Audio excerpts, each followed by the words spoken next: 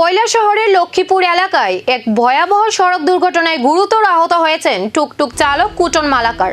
বুধবার সকালে ঘটে যাওয়া এই ঘটনায় এলাকায় ব্যাপক চাঞ্চল্যের সৃষ্টি হয়।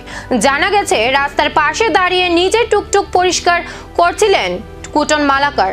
ঠিক সেই সময় টিলা বাজারের দিক থেকে আসা একটি দ্রুত গতির সেন্ট্রো গাড়ি নিয়ন্ত্রণ হারিয়ে তাকে এবং তার টুকটুককে সজোরে ধাক্কা মারে। ধাক্কার তীব্রতায় টুকটুকটি রাস্তার পাশে ড্রেনে ছিটকে পড়ে যায় এবং গুরুতরভাবে আহত হন চালক।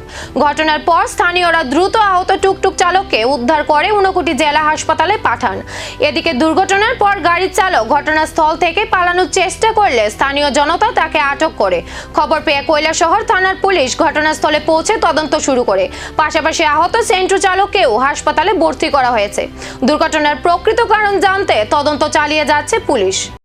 ওদিকে গাড়ি দিয়ে দুয়াইয়া গাড়িটা মুছে কোন গাড়িটা? টুকটুকের ড্রাইভারটা হ্যাঁ ইয়ে করতে আছে, আর এইদিকে গাড়ি আইতে আছে, এইদিকে ইয়া বাইকে গাড়ি নিয়ে আইছে ওখানে তখন ও বাইকের আই ওখান থেকে খুব স্পিডে দিছে, গাড়িটা খুব জাম দিছে। কোনটা ওই সেন্ট্রো গাড়িটা? সেন্ট্রো গাড়িটা আইয়া আর ইয়া দিয়ারে তারে পিছন দিকে তার ডাইন ভাবা ইয়া দিছে বাদাম।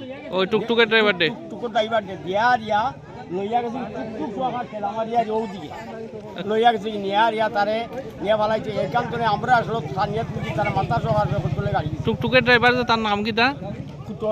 কুটন কিটা? কুটন মালাকার। কুটন মালাকার। হ্যাঁ, কুটন। তার বাসা কত নম্বর ওয়ার্ড? তার বাসা ওইটা।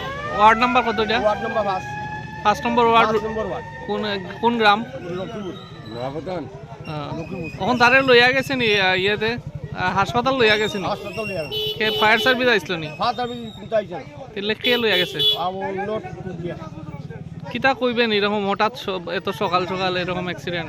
অ্যাক্সিডেন্ট এখন তো হে তো খুব ইমার্জেন্সি দা, এখন তো কই যাইব হে, তার কোনো কিছু নাই, গাড়ির কাগজও নাই, মনে হয় তার ড্রাইভার লাইসেন্সও নাই, কোনো কিছু নাই, গাড়ি চালাইতে। সেন্ট্রো যে চালাইছিল তারা এখন কই? এখন তারা গেছে, তারা অসুস্থ, মানে এখান থেকে বাঁকছে না? বাঁকতে দিছি না আমরা। আচ্ছা, তো আমরা এখানে তারা চিনছেন নি? আমরা চিনছি নাই, বাড়ি বলে ইরানি বাড়ি।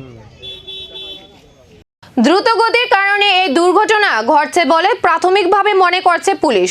তবে ঠিক কী কারণে গাড়িটি নিয়ন্ত্রণ হারায় তা খতিয়ে দেখা হচ্ছে। তদন্তের পরই সামনে আসবে দুর্ঘটনার প্রকৃত কারণ।